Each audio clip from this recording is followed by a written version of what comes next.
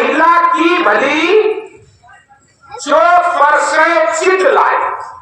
रहीमदास जी कहते हैं भूसी की रोटी अच्छी है लेकिन प्रेम से खिलाई जाए, प्रेम से खिलाई जाए।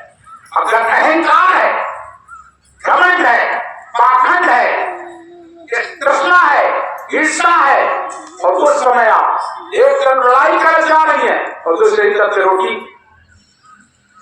तुमने देखा होगा आज के जमाने की तो बात बता ही नहीं सकते क्योंकि आज का जमाना बहुत बदल रहा है, पता लागत है।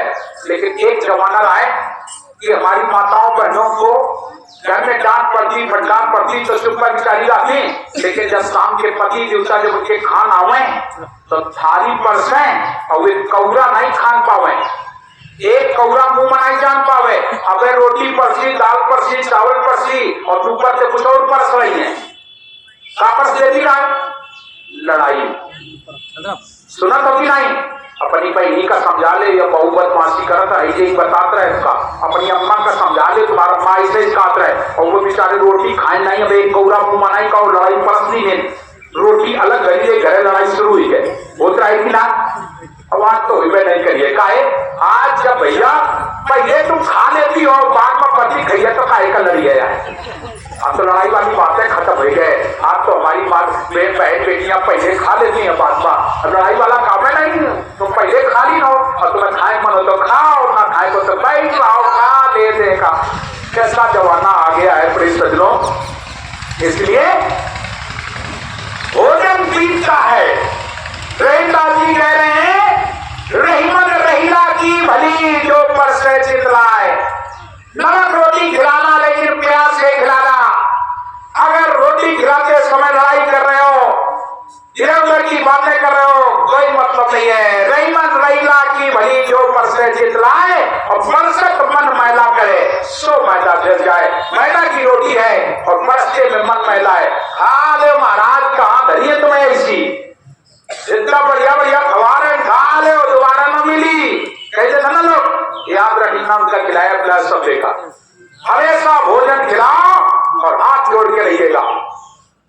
जो बन सका है रूखा सूखा भोग लगाइए, रूखा सूखा भोग लगाओ तब तो बात करेगी। हो के दीन अधीन चूक मत लाइए। आपके भोजन में कोई कमी रह गई वो मुझे माफ कर दीजिए क्योंकि मैं आपकी सेवा के योग्य नहीं हूं, तब तो बात बने। लेकिन ना, अरे हम इतना बढ़िया दाल भात चावल बनवा, अरे तुम्हारे लिए रायता बनवाया है, काला जाम बनवाए, जय मर गया है खा ले महाराज।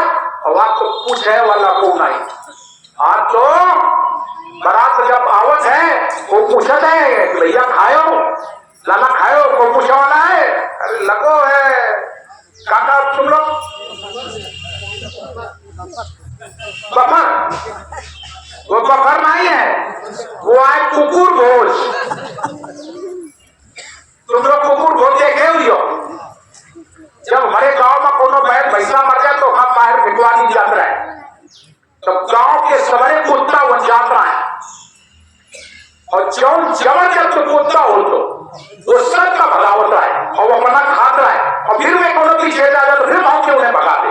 वो आया यू बफर के अंदर ताकत हो तो खा गई और नहीं तो तुम्हारा सबके कपड़ा खराब हो जाएगो न करे। बफर मना घुस जाए और नहीं दार को मनते मारी गई है, तुम्हारे प्लेट को मनते मारी गई है। हाँ वो के अंदर वही लोग जात हैं जिनके अंदर ताकत हो घुस के हमें खाए का है जो तो वो आए ले का है। तुम लोगन का मिली है रोटी, तुम लोगन का मिली है पूरी, मन हलवा के चक्कर मना पड़ जाओ। बफर मना ही मिली है यो खाए का, बफर में मिलत है नहीं लोगन का। यो आज कुकुर भोज। हमारे देश का भोजन है प्यार से बैठा करके भोजन खिलाओ और खिलाया नहीं जाता था। एक तरफ भोजन खिलाया जाता था तो दूसरी तरह से माताएं हमारी प्यार परोसती थी। बढ़िया सुंदर सुंदर काटी रहा गाली, लेकिन गाली ना रहा प्यार परस हो जाता है। प्यार आज प्यार परस हो जाता है। कौन नहीं मिला है ये सब भुला गई। जिससे पूछ लो कोनो का गाड़ी होती है, कौनों का नहीं होती है। आज होती है तो फिर भी सुनौती बढ़िया का हाथ भटकार के नाचल शुरू करते हैं। जिस समय डीजे बाजत है कर ले निरंजन। हम तो एक जगह जाके फंस लेके आए, बहन भाई दादा चाचा सब और सच में मैं बताऊं, यहां बैठ करके झूठ नहीं बोलता।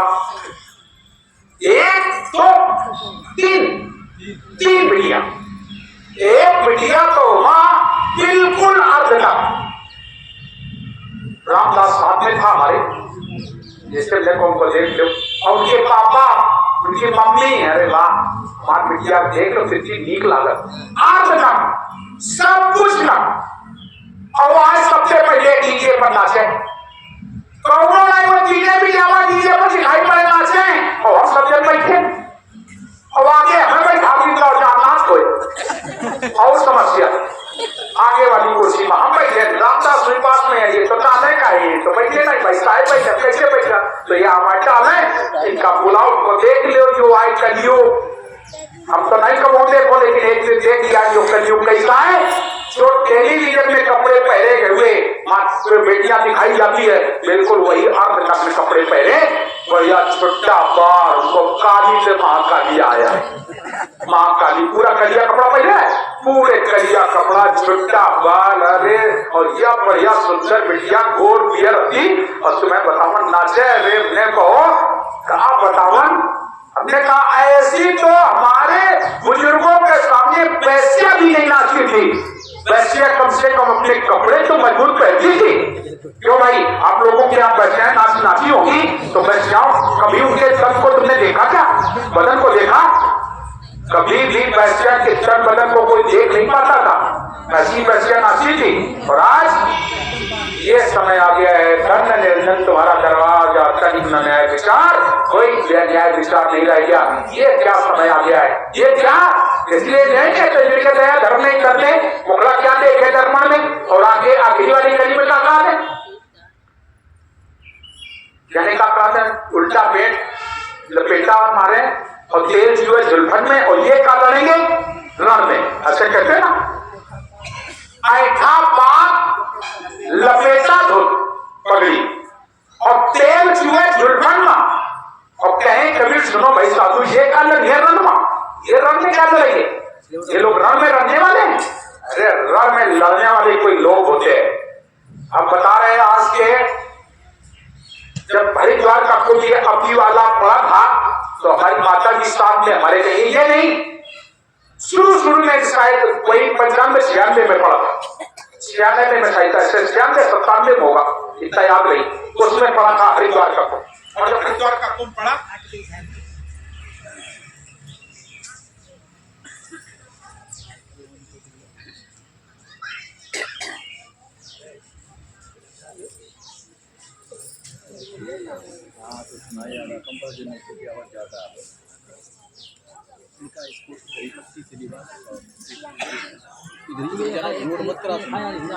कहाँ जाइए, यही आओ रोड पे ना भेज, नहीं रुक जा, ला आ इधर आओ, बैठो इधर बैठो, तुम बैठो।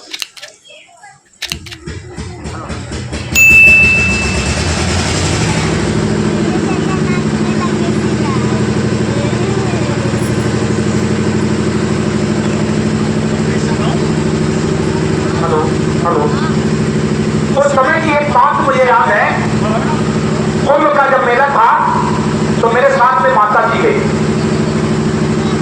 उस छावनी में, हमारे छावनी में माता जी, और साथ में राजस्थानी सिसोदिया ठाकुरों के एक दरोगा थे, वो लोग, उनकी पत्नी, 2-3 लोग हमारे साथ रुकी हुई।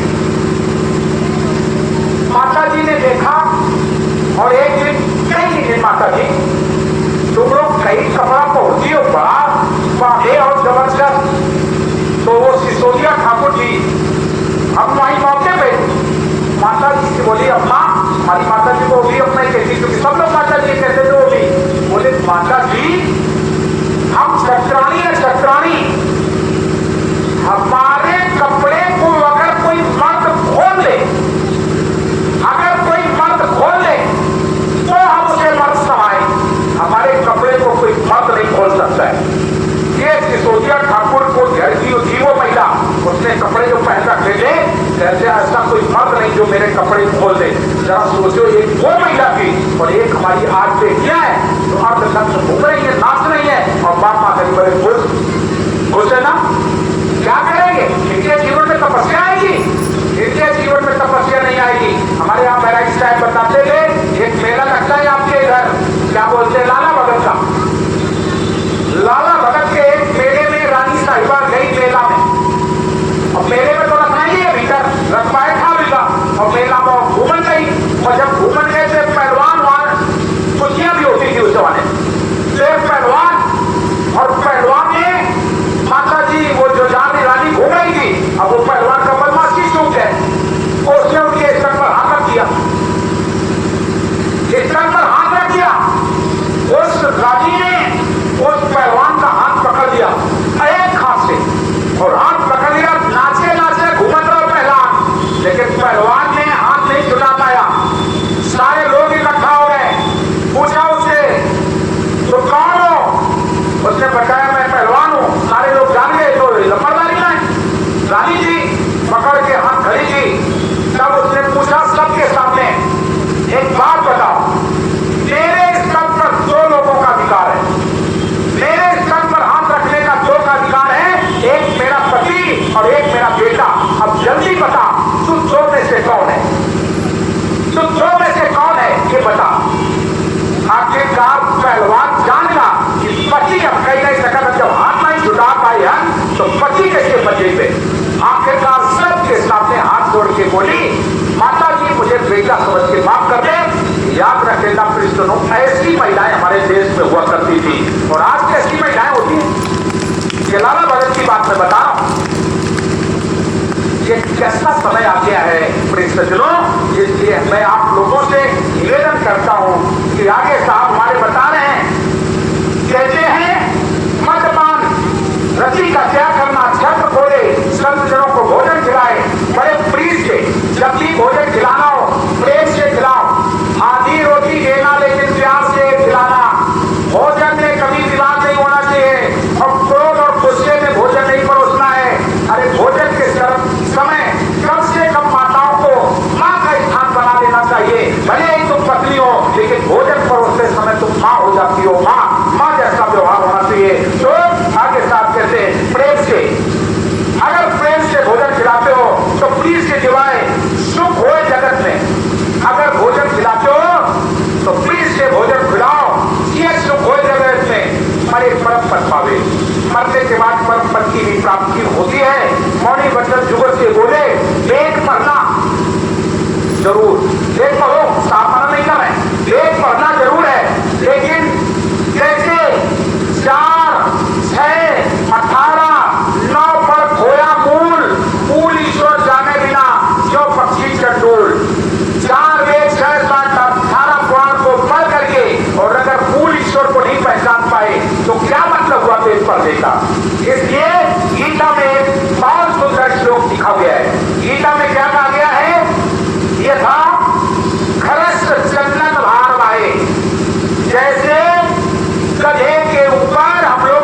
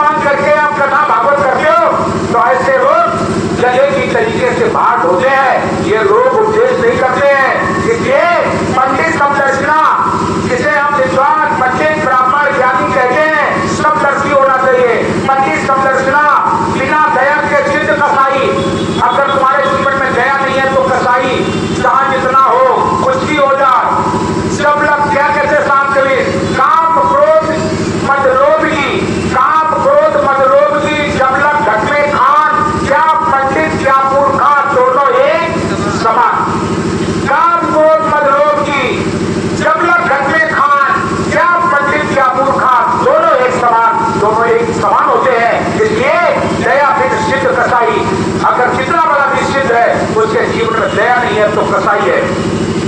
पंडित का प्रश्न बिना दया के सिद्ध कसाई, और ज्ञान बड़े गुरुदेव के, गुरु जी का ज्ञान बड़ा होता है, किसी का शरीर बड़ा नहीं होता है। कोई शरीर की पूजा नहीं करता है, ज्ञान की पूजा करता है। क्यों भाई, ज्ञान की पूजा कर दो कि शरीर की? तो तुम लोग तो यह कहो शरीर की, एक ही पूजा कर दो। हम अपने साहेब की आरती कर सकते, हमारा आरती, हमारी आरती कोई करता है? झूठ बात है। हमारे घरों में कोई उतारेगा, हमारी कोई आरती करेगा? कभी नहीं। अगर हम चोरी कर लागन, डकैती डाल लागन, मांस खान लागन, दारू पियन लागन, अच्छा बताओ तुम हमारा आरती करियो? करियो? कभी नहीं, कभी नहीं कोई करेगा। फिर आरती क्यों करते हो, चरणों में क्यों लेते हो? क्योंकि हम ज्ञान सुनाते हैं। अच्छी रहती रहेगी, अच्छा भाव विचार अगर ये सिखाते हैं तो आप मेरी आरती करते हो। बात बाकी कोई शरीर की आरती नहीं करता है। आरती हमेशा ज्ञान की होती है। ज्ञान आरती अमृतवाणी, ज्ञान की आरती होती है। इसके आगे साहब कबीर